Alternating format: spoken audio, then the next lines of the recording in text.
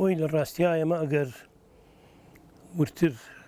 لەسەر ئەو مۆزوعیان هەندێک ئاور بۆ دواوە بۆ مێژوو دایمە جوڵانەوە یەک لە دوایەکەکانی کورد سەرکردۆ ڕێبەرەکانیان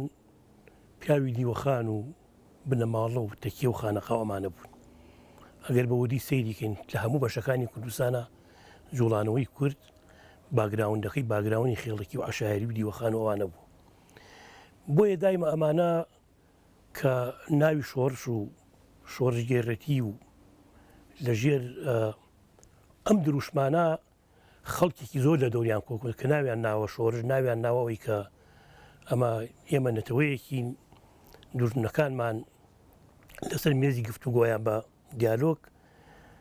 ئامادەی ئەوە نین چارەسەری گرفتەکان و مافە سەرەتاوی ئینسانی و دیموکراتی و نەتەوەی نیشتیمانیەکان چی ناوەنی بۆمان دەسەبەرکن. لەبەرەوە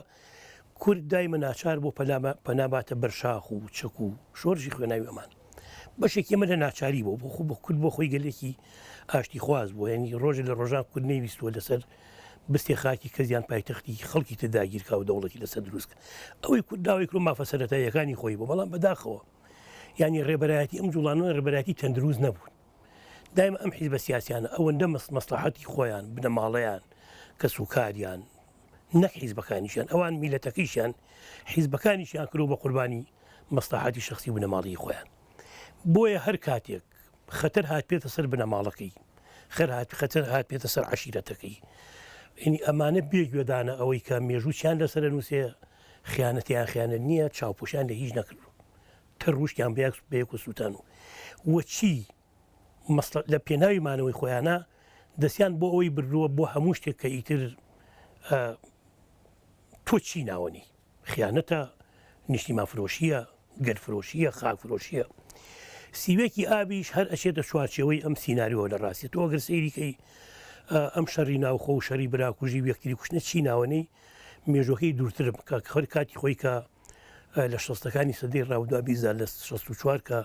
ئەو سیرا عمرانەی لە ناو مەکتەبی سیاسی و پارتی و لە بینی مەلام سەفا و ئەو جەماعەتەی برای مەحموود مام جەلاروانە دروست بووە ئینشقاقەکە لە ئیتر لە 64 دەستی پێ کردووەوانە شەڕەکەی دەستی پێ کردو ئیتر ئەو شەڕە بۆ بە مۆتەکەی لەسەر دڵی گەلەکەی ئێمە کە تا ئێسەی ئەم مۆتەکەیە هەر هەڕەشە لە دەستکەوتەکانی ئێمە کە هەڕەشە لە هەموو مەسیری میلەتەکەیشمانەکە چونکە ئیتەمە بۆ بە باوێک هەموو قۆناغەیەک لە دوایەکەکان ئەمە بە قۆناغێکی شوم و شەر یەکتری کوشتن و خوێنڕشتن و ئیلا ئەخیری چیناوەنی بەماناتێ پەروەتە ئەم قۆناغی من تۆی وانتە سەردەمانە تقریبن هاوکێشەکان لە بینی پارتی و یەکێتیان لاسەنگ بوو چکە یەکێتی هەم هێزەکەی کاریگەرتر بوو شەرکردتر بوو زیاتر قاڵ بوو چونکە بە فعلی لە ئاش بەتاڵی 75 بەدواوە یەکێتی هێزێکی فعلی بوو لە مەیدانەکە هێزێک بوو قاڵبی شەڕ و پێکدان و ئەوانە بوو تەجروبەیەکی زۆری هەبوو و فەرماندە و پێشمەرگە و خەڵکی قارەمان و باشی هەبوو لە ڕاستیا ینی ئەو سەردەمانە پارتی ئیتر شکا لە بەردەمیانە کە شکا بە تایبەتی ئەو هێزەی کە یەکێتی لە دیوی ئێران و بردیان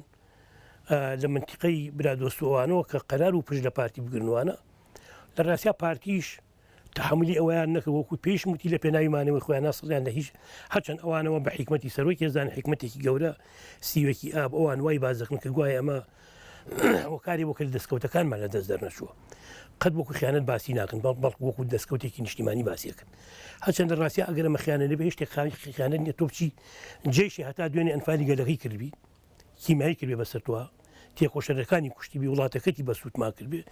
تۆ ئێمڕۆ خۆتبی بە کەواسووری پێش ئەم لەشکرە و بێنیتە سەر بەشێ لە تێکۆشەرەکانی تری وڵاتەکەی خۆت ئەگەر مەخیان نەبێ نازانم من پێناسی خیانە دەبێشی بە لە ڕاستیە ئەمە بۆ خۆی خیانەتێکە هیچ کەس ناتوانێت حاشای لێ بکە لە دەرەنجامی ئەمە پارتی چوون ڕێکوتنێکی ژێربەژێران لەگەڵ حکومەتی عێراقا کرد و هەتا ئەو ئەفسەرە لە باڵانی کە لەم ئۆپەراسیۆن نەتیان دوای هەموو نۆتە شجاعیان دانی حکومەتی عێراق نۆتە شجاعی دانی پلەکانیان بەرزکردنەوەوانە لە تووپڕێکا کە یەکێتی تەوەقیعی نەکرد پەلاماری هەولێر درا و یەکێتی چاوەڕوانی ئەوە نەبوو لە ڕاستیە نا ئامادەکاری بۆ ئەوە کرد بوو نەبیری لەوە کرد بوو کە ئەمە ئەبێت نا وەکو هەر بڵی شتێکی کوتوپەر شتێکی چاوەڕوان نەکراوە ئەم هێزی حکومەتی عێراقی لە هەموو لایەک و پەلاماری هەولێریدا و هێزەکانی یەکێتی خۆیان پێ نەگیرا چونکە هەم نە ئیمکانێتی ئەویان پێ بوو پێش بە و لەشکرە زەبەلاح بگرن نا لەو جۆرە شەکانیان پێ بتوان پێش بە پێشڕەوی تانک و دەبابەکانی عێراق بگرن لەبەرەوە ینی هێزەکانی یەکێتی لەگەڵ عێراقا وەکو عەرز و ئاسمان و بچکە خۆ دەزانی عێراق خاوەنی هێزێکی گەورە بوو لەو سەرنەما حسابەکرا بە پێنجەمین زلهێزی دنیاچی لە ڕووی چەک لە ڕووی تەکنۆلۆژیای سەربازی لە ڕووی قواتی بەشەری عێراق جێشێکی ملیۆن خەڵکی هەبوو ئینجا ئەم هێزەی عێراقی بۆ ئەم جێشە جێشێکی قاڵبی شەڕ بوو ینی هەموو جۆرەکانیشە کە خۆی لە دوای جەنگی جیهانی دووەم گەورەترین شەری ئێران عێراق کە جێش عێراقی بەسەرکەوتووی تیاهات بۆ دەڕ ینی سوپایەکی وەکو سوپای پازاران سوپایەکی عقائیدی بە بیر و باوەڕ کە ئەوان تەوەقعیان نەکرد هەموو مردنێک شەهید و شەهادەتە تەنانە هەدی دیعاکە کە کلیلیان پێ وایە بۆ بەهەشت دەچنەوەوان مەسەلی کەربەلا لای ئەوان مۆزوعێ بوو سەری خۆیان لەسەردانە ینی ئەم جێشە گەورەیە ئەم جێشە عقائیدیە لە بەدەمی جێش عێراق ئاشکا بوو جێشی عێراقی زۆر بۆ ڕای سەرکەوتن لەبەرەوە یەکێتی ئیمکانێتی ئەوەی نەوە پێش بەو جێشە بگرێت لە شەو ڕۆژێکە یەکێتی هێزەکانی شکا کەرکووکی لە دەست دەرهات سەدمەیە بوو لە کوردستان یەکێتی خۆی بۆ نەگیرایتر هەتا سەر حدودەکان دوای هاتنەوەیەکێتیش بە هاوکاری جمهوری ئیسلامی و سوپای پازاران و چونکە هەم چەکیان دانێت تەقەمەنیان دانێەوە شارەزای بەکارهێنانی چەکیشیان دانێەوەوانە جارێکی پارتیان لە مەیدانەکە دەرکرد ئەو بۆ خۆ دەزانی ئەم جاریشە پارتی زۆر خراپ شکا بەڵام کە شەڕەکە نزیک بۆ بێتە سەر ماڵی خۆیان جارە تورکیانێنە تیاری ئەفشانزەی تورکی و جێشی تورکیەوە بەشێ لە پێشبنەکانی یەکێتی لە ڕاستی بەدەستی هێز ئاسمانەکانی تورکیا شەهید بوونەوەوان ئەمانە کۆمەڵە قۆناغ بوون قۆناغی زۆر نەگریست ینی مێژوێکی ڕەش اینجا من پێم وایە شانازیکردنی بەشەری یەکتری کوژی ئەمە عیبەیەکی گەورەی بۆ ئەو کەسی کە شانازی پێوەکایان بڵێ وڵاسیوێکی ئاب خیانەت نەم وڵاسیوێکی ئاب حکمەتی سەرۆکەکەمان بووە وەڵڵاهی کاکە نەحیکمەت بووە سیوێکی ئابنا هیچ ئیجابێتێکی هەبووە جگەلەوە لاپەڕەیەکی زۆر شوم و ڕەش و ناشیرینە لە یەکێ لە لاپەڕەکانی خیانەت کە هێزە کوردیەکان کردوانە لە ڕاستیە ئەگەر تو سێریکە ئەو کارە ساتانە زۆر زۆرن ڕەنگی یەکودونی بە سەدان ڕووداوی تراژیدی و نەخوازرا و ناخۆش و هەر شەرم هێنەرە باسکردنی لە ڕاستیە ڕەمیکردنی دیل ئەزیێدانی پێشمەرگەیە کە قەناعەتی وا بۆ بیر و باوەڕەکەی و باوەڕی بەو لایەنە هەبووە لە پێناوی هەڵگری بیر و باوەڕێکە تۆ بیگریت مەسەلا یەکێک لەوانە 5 پێشمەرگەی زۆر قارەمان خۆیان تەسلیمی پارتی خۆیان چوون بۆ لایەن یەکیان براقی کاکحامی حاجی غالی بوو یەکیان برادێ بوو فەرماندەیەکی زۆر قارەمان کاک ئەحمەد سوێرە میشتی یەکیان مامۆستا ستار پیاوێکی زۆر بەڕێز بوو هەم کادرێکی باشم پیاوێکی نیشتیمان پەروەر کوڕێکی تریان فایقی ڕابە ئەمانە کۆمەڵە پێشمەرگەی ماندوو کۆمەڵە پێشمەرگەی هەموو ئەو قۆناغە سەخت و ناخۆشانەکە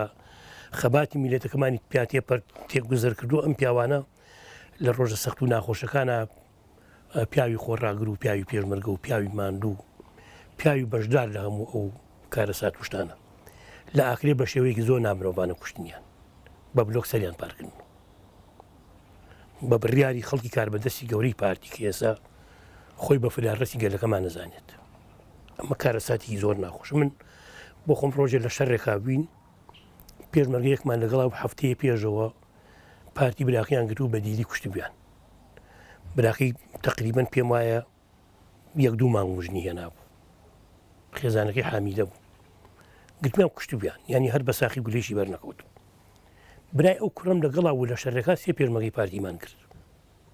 هەر بۆ ناوەکانیش بۆ شاهید و گەواهی ڕاستی قسەکانم یەکێک لەو کوڕانە ناوی فەریدونی عەلیاغا و خەڵکی دەیەکی لای چوارتای وڵێ وای پێڵێن ئێستا فەریدون لە ژیان ناماوە و لە ناو ریزەکانی پارتیە ئەگەرگوێی لەم لێدوانی من بێشایەتی بۆ ڕازگوی قسەکان مەدا ئەو کوڕەمان لەگەڵاو کە ئەم پارتیانە گیران شەڕەکە شەرێکی قورس بوو لە هەردوولامان خەڵک کوژرا بوو کە ئەمانە گیران کەوتنە بەردەستی خۆم ینی شیوەڵ و پەڵەچنارێک بوو هاوانێ لێ هەڵسات تەسلیم من و هات دەستیان بەرزکە ڕوبەڕووم هاتن من بۆ خۆم لە ژیان مازلێکشم لە هیچ دیلێک نەداوە باوکو کە سوکاری پێشمەرگەی هیچ لایەنێکی سیاسی تا ئەو جێگەی بووم کرابێ دیفاعم لێ کرد و نەپشم عەزیەتیان بم لەسەرەوە کە کوڕەکەی لە لایەنەکەی منیان هەڵگری بیر و باوەڕێکی ترە یان پشم تاڵانی کەم یان ئەبەدا و ئەبەدەوەم نەکردووە کە ئەو کوڕە ئەمانەی بینیم پارتیانەی بینی یەکسەر گریگر و میلی هێناوە تەقییان لێ بکە پارتیەکانی ئاڵان بە قاچی منە کوڕەکەی بە چوادوای ئەیشتر سام تەقە بکە خۆشمی بەرکەوە 2-3 جار بام وتم محەممەمانە برای تۆیان نەکوشتووە ئەمانە دیرن و تەسلیم بوون ئەس کوڕەکە گڕی گرتە بوو حتەوا تووشی هێستریا بوو ئیتی لە ئەخیر جا هەڕەشەی کوشتم لێ کرد پێ پارتیەکانی بەڕاستی وەک ئایلمەلیان زیێڕان هەڕەشەی کوشتمەوتم یەک فیشەر لێت فەنگت بێ کوژم تیبرا دەرەوتم چەکیکەن ئیتر چەکانم لێ سندن و پارتیەکان تۆزی ئاسوودە بوون و خستمە ناو سیارەکەوتم باوکەیان من نایڵم هیچتا لێکن دیت لە بەردەستی منە ئێتە ئەو کوڕی برای کوژرا و خۆ لە ڕاستیانە براکەیان نەکوشت بوو بەڵا ئەو هەستێکە پارتی بلاکەیان بەردیلی کوشتەوە بە شێوەیەکی نامرۆڤان و ئەمی ئەمانە کەوتۆتە بەردەستی تۆڵی دێ ینی باوەڕی بێت تا هەتا 1-2 ساعت ئەم کوڕانە شۆک بوو بوون ئەزانی کاکە تۆ ئەگەر سەیریکەی هەر کاتێک کورد ناوماڵی کورد ڕێکوپێک بوو بێ کورد خیتابێکی سیاسی هەبوو بێ کورد یەک و یەکگرتوو بێ ئیجابیاتی گەورەیە مەسلا ئێمە بۆ نمونە هەر ڕاپەرینی 1990 خۆ ڕاستی عێراق زربەیەکی گەورەی بەرکەوت بوو بەشێ لە مؤسسات ئەسکەرەکانی هەڵوەشا بوو لە کۆی خۆ دەزانین گە لە کۆمەیەکی لێکرا 30 دەوڵەت جێشەکانیان کۆکرد بۆ لێدانی سەدام و دەرکردنی لە کۆی تۆوان بەشێ لە ماشینی شەڕی ئەم دەسەڵات گەورەیە ئەم کابرا دیکتاتۆرە تیاچوو بەڵام لە کوردستان دام و دەستگای ئیداری و سەربازی و ئەمنی شتەکانی عێراق و خۆی مابوو هیچ زربەیەکی بەرنەکەوت بوو لە ڕاستیە ئێمە ئەو کاتە شتێکمانەوە پێمانەوە بەرەی کوردستانی ڕێکەوتنی کرابوو لە ناو لایەنە سیاسیەکانە ئەم لایەنە لە چوارچەوەی بەرەیەکە کۆبووبوونەوەوان سەرکردایەتێکیانە بوو ئەمە زۆر ئومێدی بە خەڵک بەخشی لەم قۆناغە سەختا کە ئێمە دوای ئۆپەراسیۆنەکانی ئەنفال هێزە سیاسیەکان تێخشکا بوون تاجیم بوون بچوو بوونەوە پێشمەگە زۆری تەستیم بوو زۆری شەهید بوو زۆری بۆ هەندران ڕۆیشت بوو ینی کاریگەرێکێتی لە 2200 بۆ 300 کەسی مابووان یعنی ئەمە ئەخیر قایمەمانەوە گەستنە 5-6 کەمەندامی سەنگەریان هەیە و هەزاران کەس بەلی وە تەقاوت کراوە بە فریق تەقاوت کراوە من بۆ خۆم لەم هێزا بووم هەمی 2300 کەسێک بووینەوەوان بەڵام ئەمە لەو قۆناغا ئومێد بەخش بوو بۆ خەڵ ینی گەلەکەمان شانازی بەم یەکریزیەک بۆیە کە ئێمە هاتین لە گرتنی کۆیتا مەسئولانە ئەو کاتە لە ڕاستیا بەری کوردستانی بۆ دەرەجەیە بەڵام وەکو پێم وتی بۆ خۆی ناوەکەی یەکگرتنەکەی ینی ئیجابیاتی هەبوو عامیلی سەرکەوتن بوو خەڵ زۆر ئومێدی بەم یەکگرتن و بەبەری کوردستانی وە کە لێبوودنەکەیشمانین کرد بۆ جاش و بۆ ئەوانەی کە ڕۆژە لە ڕۆژان خیانەتیان کڕێمە لاپەڕێکی تازە هەڵەدێنن بۆ ئەوەی هەر هیچ نەبێت لەگەڵ چەکدارەکانی سەر بە حکوومەت و ئەم و ئەسەسانەی تریت چی ناوەنی مەفرەزی خاصەیە فەوجی خەفیفەیە ئەوانی دام و دەستگاکانی ئەمن ئەوانە بۆ ئەوەی هەم ڕیان کێشینەوە بۆ ناو ڕێزی میلەتەکەی خۆوان و هەم ئیسفادە لەو چەک و چۆڵەقی کە لە بەردەستیانایە یعنی تۆ سەیری ئەم یەکگرتنە هەموو خەڵە باوەڕی پێمانە بوو ڕاپەرینەکەیشمان کرد سەریش کەوت بەڵام ئەم دووبەرەکی بۆتە مۆدیلێکی ناشرین بە درێژایی مێژوو هەڕەشی لە دەستکەوتەکانی ئێمە کرد کاکە ئێستا ئەمانە مەسەلا بڕۆ ڕۆشتاوەڕێ لە ئەعلامەکانیانە وڵای هێزی نیشتیمانی دروستەکەین و ئەوە چەند لیوایەکی گرتو کاکە وڵی نە هێزی نیشتیمانی دروست دەکرێنە هیچ لیوایەکی گرتووە ئەمە هەر ئەسڵ و ئەساسینێ لە ڕاستە ئێسەی بەیانی پارتی وێکێتی ساردێکیان تێکەوێ هەر ئەو لیوا فۆجە هەر لە وەحدەکەی خۆیان جیابێتەوە پارتەکان دێنە ئەم بەرەکێتەکانش ناوبەر ئللا بەگرتنی موالی تۆ توانی هێزی نیشتیمانی دروستکەیت لەسەر ئەساسی موالیت هێزێ بێکە وەلای بۆ گەلەکەی هەبێ بۆ خاکەکەی هەبێ بۆ نیشتیمانەکەی هەبێ نەک بۆ شخصێک و سەرکردەیەک و مەسئولێک و حیزبێکی سیاسی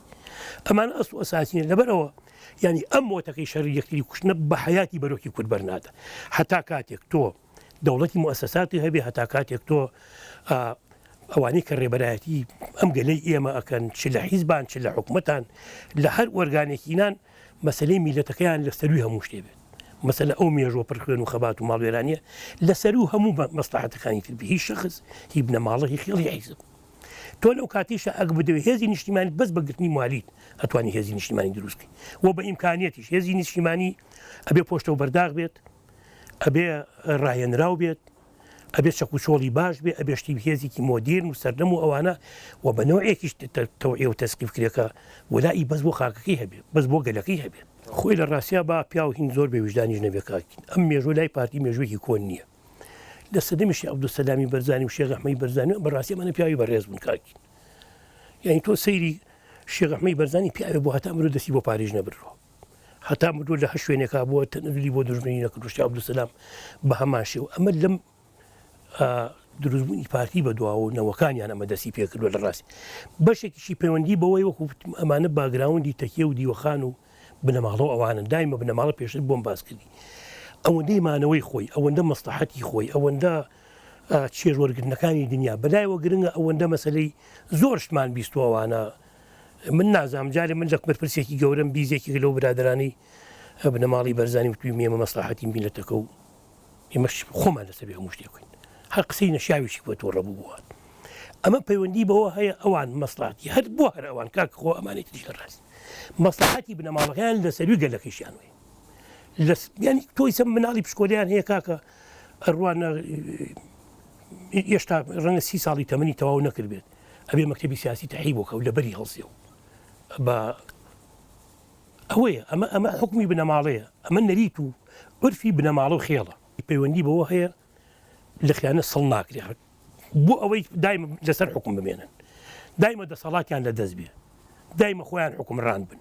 دایمە کەس دەسەروی ئەمان نەبێت خۆ تۆ ێستا باکە خۆ کەسیتیانێ لە ناو پارتیەکە کە ڕەچەڵکی دەرهاتووە ئەنوا و ئەشکال کەس کاکە خۆ بنەماڵی زۆر بەڕێزیتایە پیاوی زۆر تێکۆشەریتایە بەڵام یەک کەس نبینی ڕۆژە لە ڕۆژان غێری بنەماڵەکەیان سەرۆکی حکومەت بێت سەرۆکی هەرێم بێت لەبەر ئەو جونگە گەورەکانی دەسەڵات و سەری هەرەمەکەی بەدەست خۆیان بێت ئەزانی لە لای من ئەمە زۆر ناڕەوایە کاکین ینی چاو ساخیکردن بۆ سوپای تورکیا و هێنانی سوپای تورکیا و تۆ بیتە دەستگای هەواڵگیری لەسەر لایەنێکی تری کوردی معلوماتی بیتێ و پێگە و سەنگری ئەو لایەنە دیاریکەی بۆ ئەوەی ئەو بە هەموو ئەو جۆرە چەکە پێشکەوتوانەکەیەتی بیکوتێ و خەڵک بکوژە و خەڵک شەیدکا و ئەو وڵاتە بە سوودما کاوێرا کەک خۆ مەسەلە هەر پەکەکە نییە بەڕاستی سە بەشێ لە خاکی کوردستانی عێراق ساڵانە ئەسووتێت ژینگەی ئەم وڵاتە ئەسووتێت ڕێز و باخەکانی ئەسووتێت ئینسانەکانی کوژێ دێهاتەکانی شۆڵەکرێ ینی ئەمانە ئەگەر بیانوەکە بێ بڵێن وڵا ئەو مەسەلە پەکەکەیە کاکە مەسەلە پەکەکە نییە خۆ ئەوان تا ئێسی بڕۆ احترابەوە ناکەن ویلایەتی مووسڵ هی سەردەمی عوسمانی بە بەشێ لە خۆیان نەزان ئەمە خەونی لە ئەتاتورک و تا ئێستا ئەردۆغانی نەوەکەیەتی لەبەر ئەوان خەبات بۆ ئەوەکەن باوەڕیان بەوە هەیە ویلایەتی مووسڵ بەشێکە لە خاکی تورکیا کە ویلایەتی مووسڵ خۆنزانی لەکوێ بۆ کوێگرێتەوەوان کاکە پەکەکە ببێ و نەبێ وجودی هەبێ و نەبێت ئەو باوەڕی بەگەلەکەی تۆ نیە چونکە خۆ هەر لە دوای حربی عالەمی دووەم کە ئیمپەراتۆرێتی عوسمانی هەڵوەشاوە کابرای هاتوو بە ناوی ئەتاتورک لەسەر داروبەرتووی ئەم ئیمپەراتۆرە کۆنەیە کە 650 ساڵ حکمی بەشێکی گەورەی نیان دنیا کردومان هاتوو ئەو گەلانی کە لە شوارچەوەی ئەم دەوڵەتان کابرایەک هاتووە جەنراڵێکی عسکەری شۆڤێنێکی تورک بە ناوی ئەتاتورک کە هەنێ برهین هەیە لە ڕەنگە جوولەکە بێوانە لە جوولەکانی ساڵۆنی بێت ئەم کابرایە هاتووە هەموو ئەم گەلانی هەڵخەڵەتانەوە بۆیەوە کە بێن یارمەتی بن بۆی وێنانیەکان و نازەم قەتوعامی ئەرمەن و کێوکێ لە خاکەیان دەریانکەن ئەم خاکەی هەمومان بەشدارین تایە هەمومان شەریکین تایە هەمومان ئیسلامین هەمومان مەسەبێکمان هەمومان چارە نووسێکمان هەیە ئەم گەلانی بەکارهێناوە هەتا دەوڵەتەکەی دروست کردووە کە دەوڵەتەکەی دو دەستورەکەی خۆ دەزانی چی تایە هەر نەگوڵ هەوڵاتی پلە دنیا کورد وەکو تورکی شاخاوی ئەوانەی لەو مێژۆ بەدواوە ئەو جوڵانەوەیکیش ئەگەر هەبوو بێز خۆ دەزانی مەسەلا هەر لەوەی شێرسەی پیرانەوە لەوەی سەی ڕزای دەرچی مەسەلا چۆن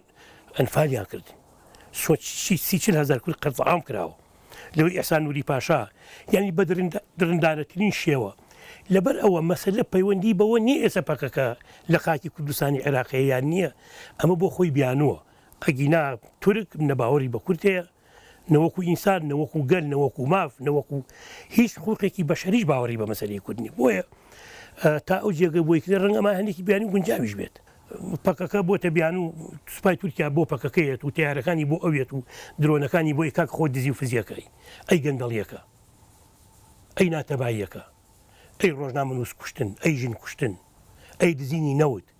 ئەی هەموو فەسادی ئەم مەرزوو یانی دەست بۆ هاچی شتێکە بەی دارزاوە